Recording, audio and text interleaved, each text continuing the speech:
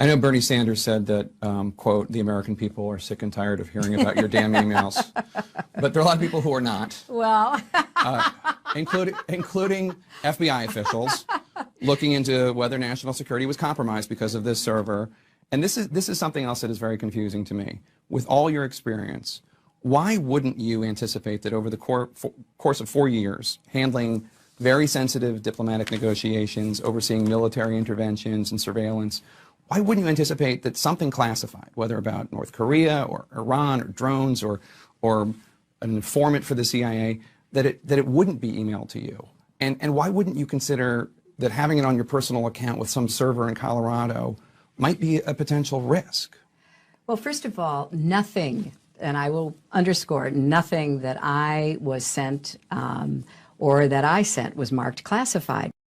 Secretary Clinton said she never sent or received any classified information over her private email. Was that true? Our investigation found that there was classified information sent. So it was not true. Right. That's what I said. Including Secretary Clinton said there was nothing marked classified on her emails, either sent or received. Was that true? That's not true. including Secretary Clinton said I did not email any classified material to anyone on my email. There is no classified material. Was that true? There was classified material emailed. including Secretary Clinton said she used just one device. Was that true? She used multiple devices during the 4 years of her term as Secretary of State. including Secretary Clinton said all work-related emails were returned to the State Department. Was that true? No, we found work-related emails, thousands, that were not returned. including Secretary Clinton said her lawyers read every one of the emails and were overly inclusive. Did her lawyers read the email content individually? No. including False exculpatory statements. They are used for what? Well, either for a substantive prosecution or for evidence of intent in a criminal prosecution. Exactly. Intent and consciousness of guilt, right? Is that right? Right. Consciousness of guilt and intent. including And you would be arguing, in addition to concealment, the destruction that you and I just talked about, or certainly the failure to preserve. including You would also probably, under common scheme or plan, argue the burn bags of daily calendar entries or the missing daily calendar entries as a common scheme or plan to conceal.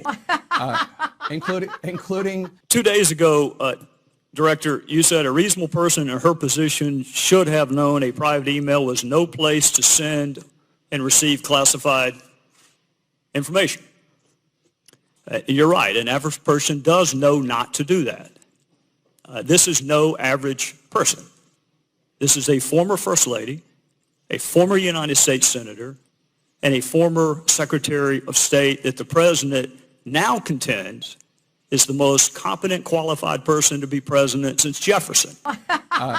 including She affirmatively rejected efforts to give her a state.gov account. She kept these private emails for almost 2 years and only turned them over to Congress because we found out she had a private email account.